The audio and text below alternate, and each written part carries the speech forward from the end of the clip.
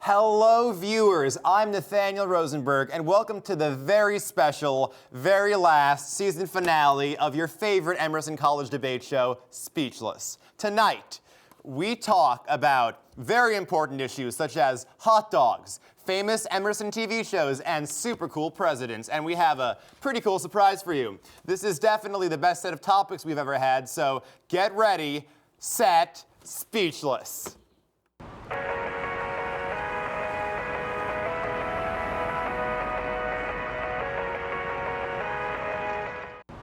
And welcome back to Speechless. Let's give a warm welcome to our two teams tonight. The Leno Leopards with Elizabeth Eigner and Gemma Gambardell. So what was your favorite part of this season? Oh, well, my favorite part of the season was all the debates what we had. Oh yeah, I agree. I wholeheartedly agree. We also have the Bright Bobcats with Yale Freed and Will Connell. What is your favorite part of Speechless? I like when you're speechless. Oh, I like when you're speechless. Now, let's start our first debate. All semester long, the Speechless team has been working hard to bring you the best debate topics in the downtown Boston area, and here we have the most important one. It concerns the most sacred of foods, is hot dog. Now, is a hot dog a sandwich? Teams, you may begin. Well, first of all, I'd like to say that I'm really happy that we're finally discussing the issues that matter. I agree. I agree. And we're here to argue that, yes, a hot dog is a sandwich. Why is that? See, the Webster's Dictionary defines a sandwich as a filling surrounded by bread. That is what a hot dog is. Hot dog's a filling surrounded by bread. It may also be a hot dog. We're at a square rectangle scenario. Right. It's a hot dog and it's a sandwich. You know, it's interesting that we're talking about the important topics because I think the first important topic that we need to get out of the way is the fact that hot dog, it's not a sandwich. What? It's not a sandwich. It's not. Whoa. It's not. It's not a sandwich. Why not? Let's talk about another dictionary, all right? You can take the lead on this one here. Yeah. Let's say the American Dictionary states that a sandwich is 2 or more pieces of bread with a filling inside. I will say that a bun, it's 1 piece of bread right now. It's 1 piece of bread. Furthermore, Furthermore. now let's talk about how we deal with issues such as this because none of us here in this room are qualified to answer such a question. However, the NHDSC, which of course, as we all know, is the National Hot Dog and Sausage Council. Very prestigious. Their president, and we all know how important a president's statement is, okay? Their president, Janet Riley, said, and I quote, limiting the hot dog significance by saying it's just a sandwich is like calling the Dalai Lama just a guy. All right, guys? Wow. Okay, hot dogs here's are the so thing. much more. I It is a think direct we can quote all- from the president of the NHDSC. Okay, the NHDSC, I think we've all learned, I've read Upton Sinclair, The Jungle, the meat industry is not someone we can trust. But this is not a meatpacking No, industry. This is a But we pride need- industry I am not about looking for eating hot the dogs. opinions of insiders. We need to know what the American people think. And what the American people think is that the hot dog is a sandwich. A hamburger is a sandwich. A hot dog is a sandwich. Is a hamburger a sandwich? It is. Okay.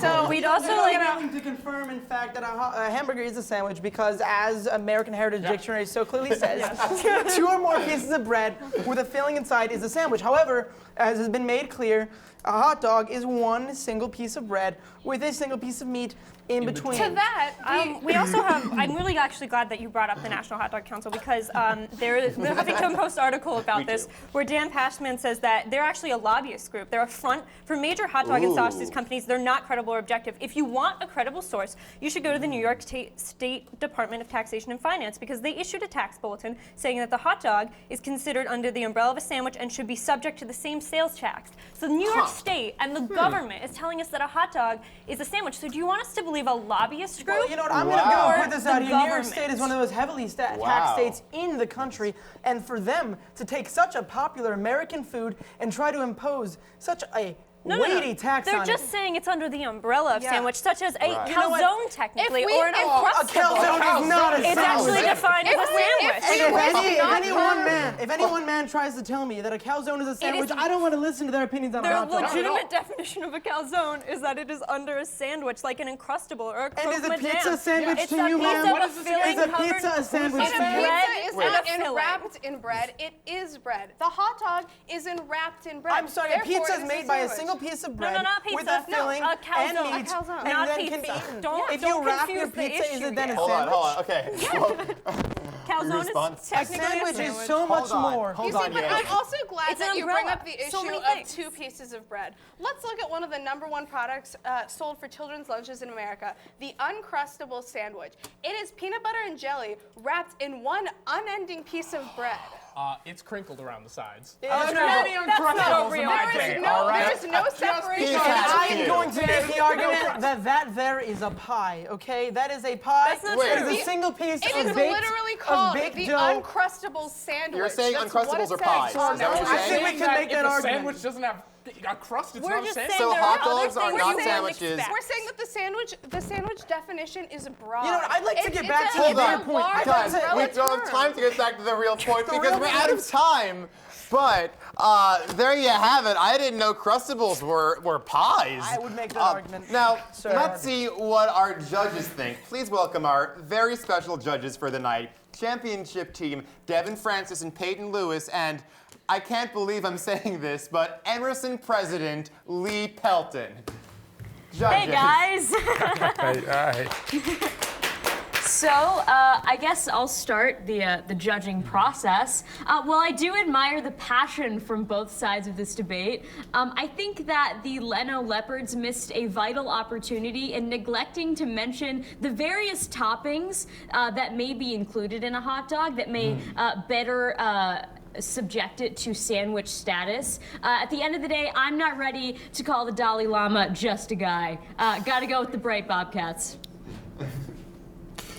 You know, I've studied this topic for many, many years, and I must tell you, a hot dog is not a sandwich.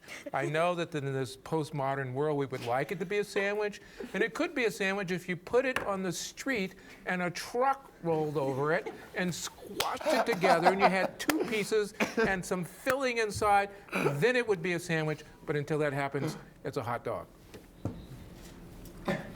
I'm gonna go with the hipster inside of me and disagree with everybody. I'm actually on a all sandwich diet, and more options is always better. So I'm gonna go with yes, it is a sandwich. Well, there you have it. Looks like the Bright Bobcats have won the first round, and if you ever want to make your hot dog into a sandwich, please hit up President Lee Pelton. We'll be right back. Stay tuned.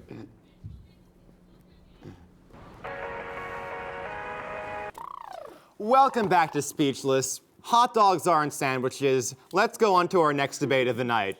Kevin Bright, producer of Friends.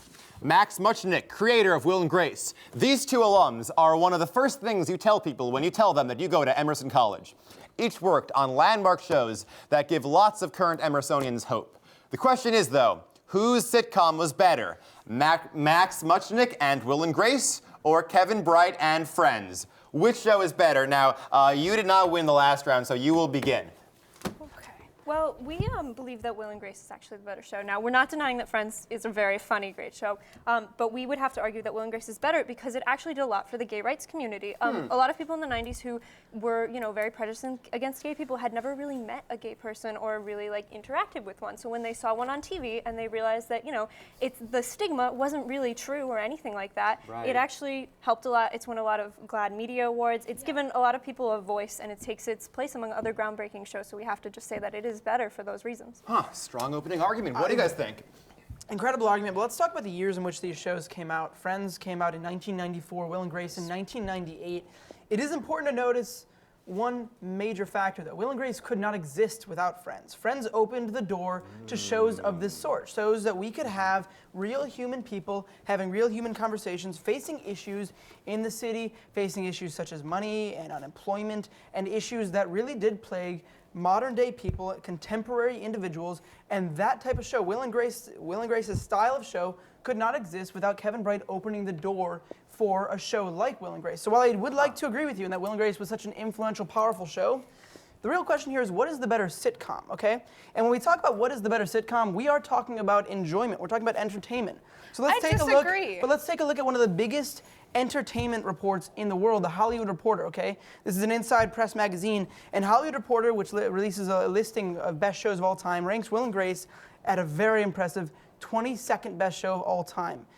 Friends is ranked #1, okay? This is a show that has, by and large, changed the world and has, to this day, maintained influential among millennials, okay? Friends is on Netflix. The reason is that Friends is influential among millennials, perhaps not the rest of the population, maybe, for instance, white millennials. It's about a group of white, somehow people who never seem to be working, though they live in a huge apartment in New York City. It's a completely unrelatable show. It's nothing, it's literally the show about nothing, whereas Seinfeld. I'm sorry. Friends should be called the show about nothing because, well, at least Seinfeld had, characters who were more diverse, characters who were smarter and funnier. Friends simply falls flat in terms of diversity, in terms of breaking barriers. It's just a show about people who live in a huge apartment and have nothing to do. And we'd actually like to counter the Hollywood Reporter stat. If you actually look at the Emmy Awards, Will and Grace has been nominated for 83 and won 16. Friends has only been nominated for 63 and won 6. It's been nominated for 20 more. It's won 10 more. That's a much better statistic than the Hollywood Reporter, which is 5. As students in a film school, for many of us know, awards are not everything. In fact, what really matters what really matters is what goes on, what lives on, what maintains popularity, okay?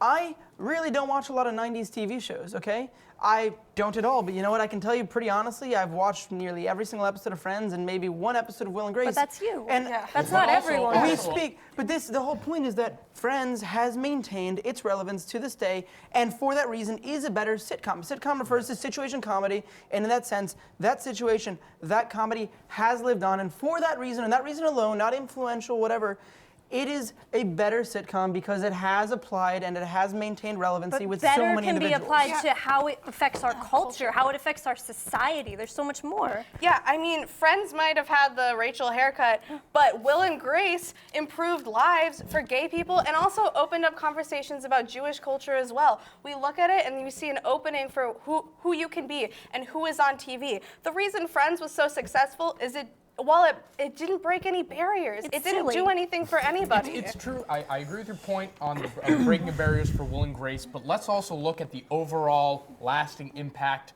of the sitcom. Friends launched the careers of all these people. We got Jennifer Aniston, who is still a huge star. We got David Schwimmer, still a huge star in his own right. People versus O.J. Simpson, hello. Whereas Will and Grace, I think the last thing that Sean Hayes did was the 2013 The Three Stooges. I'm not sure what else Will and Grace are up to, but I feel like the lasting impact of the stars of Friends supersedes that. It really is about cultural impact because that's how we can in today's society, judge everything. Harry Potter didn't win a single Oscar, but I can guarantee you a lot more people have seen that than... So cultural impact isn't standing up for human rights and for teaching people about other cultures and for being But let's talk about diverse. what opened the door for that impact. Note, we have to end this debate, but wow, could that debate be any more intense? Now, let's see what our judges thought. Judges? Great pun, Nathaniel. I'll concede that one. I think that although Friends has maintained cultural relevancy, I'm not quite sure that when I watch Friends, I'm laughing with the jokes. I think it's kind of cringeworthy now. To that point, I really think I need to go with the Leno Leopards. This is hard for me because both Max and Kevin are great friends of mine. While I appreciate that Will and Grace is socially impactful, I also appreciate that Friends is culturally impactful, that Friends is socially impactful. If you look at which show has the global influence, then you have to give the nod to Friends and not to Will and Grace. Wow, take it away, Devin. Well, I'm just gonna have to throw this on table and go for the Lenos. I don't watch a lot of TV, so never seen either of these shows. Lee Pelton overthrown. Okay. Well, great arguments from everyone, though. And if you ask this TV host, my favorite show is Seinfeld. Now, stay tuned. We'll be right back.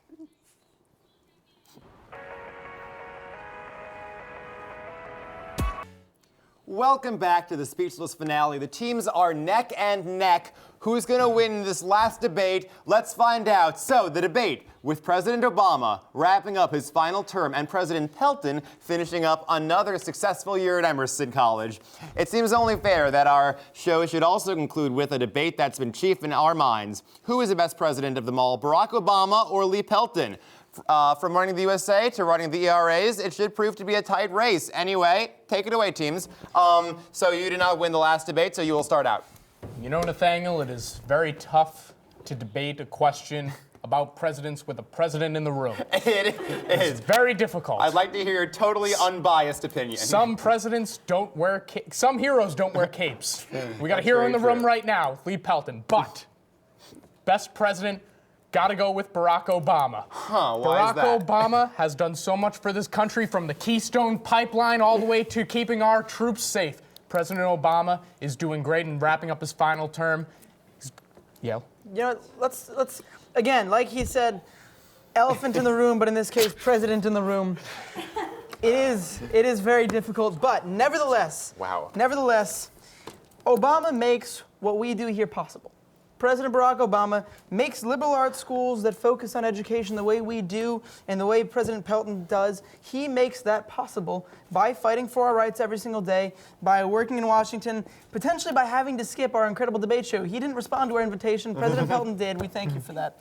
Now, all in all, though, again, this is not an easy debate, but it is definitely Barack Obama for us. Can't believe you'd say that. See, All right. What do you guys think? Well, Obama has dealt with like a pretty hard to deal with constituency. The American people is. We're not easy. We're not. Yeah, but there is no community with more that's more high maintenance than the Emerson College community. It's true, And guys. You know Lee it. Pelton has dealt with it with grace and poise, and I honestly don't think Obama could do it. I don't think he could deal with the diversity here, with the issues here, and I think Lee Pelton has shown more ability than I think Barack Obama could. Would you agree? On that note, we do believe that Lee Pelton, he really cares about the students and he really takes time to know them. I was an agree. orientation leader, and when we were moving in students, Lee Pelton took some selfies with some of the new students because they wanted to, and it was so nice. When Obama takes a selfie, it's for the media, it's for BuzzFeed, it's not for that individual person, it's for, it's for his image. No, but I'm going to go out Rebuttal? there. I'm going to go out there and rebut that point as best I can by saying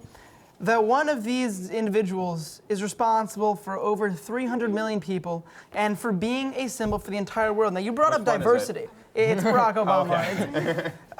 Now, we may act like 300 million, but there's about 3,500 of us. Right. So, Barack Obama had the great difficulty of being a young African-American senator trying to change this country, and he went into that election and he made it so that, as Martin Luther King once dreamed, little black boys and little black girls could look up and be proud of who's leading their country just on the way they look and the fact that there is someone leading a place that looks like them. Now, Lee Pelton does that for all of us here at Emerson, but who does it for the rest of the world who's not lucky enough to have that? Now, I am personally proud of the fact that I have a president who I can look up to and say that there is diversity in this country, and while we struggle to protect that every single day, Barack Obama does that. He does that in his Supreme Court nominees. He does that in his constant striving to defend each and every one of us. Yeah. And in his education policies that continue to keep us afloat. And while Obama he's had some accomplishments, I'll give you that. But the thing is that he's also had some drastic mistakes that we can say Lee Pelton has never made. Never. Lee Like what? Pelton has never issued a drone strike that's killed civilians. Lee To our knowledge. To our knowledge. Lee Pelton has never, he's never raised our taxes. Lee Pelton has done nothing Has he raised our tuition? Lee Pelton has done nothing but improve our community. And while Obama has done some great stuff, I can't say that his impact has been 100% positive the way Lee Pelton's. And also, you talked about education. Lee Pelton holds positions and has held positions on many educational boards, including the American Council of Education. He's really committed to this job. He sounds like he it. not only worked here, And he no worked at Colgate and doubts Harvard. that. No one doubts that. No one doubts that at all, but I'm impressed. we similarly cannot doubt the fact that Barack Obama has gone incredibly gray. Now, President Pelton's hair is still black. It is impressive, but you have maintained your hair color. Clearly, the stress of his office cannot match up to the presidency. Or maybe he handles that stress way better. Maybe he does, but I like knowing that my President Barack Obama cares so much that his hair has gone so incredibly gray. But we need to recognize our everyday heroes as well. You keep saying, Obama, we have to look up to Obama. What about the everyday people? Why do we have to ignore them? Why do we, Obama's I can't believe you insinuated President Pelton is an everyday man. Everyday person. It's way more. Why can't today we recognize that maybe, the everyday person, our everyday hero is much better than the president? On that note, we will have to wrap up this debate. But great work, teams, and let's see where people on the street cast their vote. So hey guys, today our topic is whether or not people prefer President Pelton or President Obama. Probably Pelton. You would have a nice dinner with him. I feel like he'd be fun to chill with. I want to have dinner with Obama just because I'd want to get to know his dogs. I think that's my main motivation. I'm pretty sure Lee Pelton does, though, too. So I don't know. Maybe Michelle then, if I had Obama too. I don't know. His family seems pretty incredible, so I think that's why I'd want to meet him. Oh, hate to brag, I did have dinner with Lee Pelton at his accepted student day. But if they had a child together, I would probably have dinner with that child because I really can't choose between the two because they're both pretty awesome. So I would have dinner with Obama. No offense to Pelton. Why? Because he leads our country. Okay. It's just a bigger scale, I think I would have dinner with Obama, but I love Lee Pelton more than anything.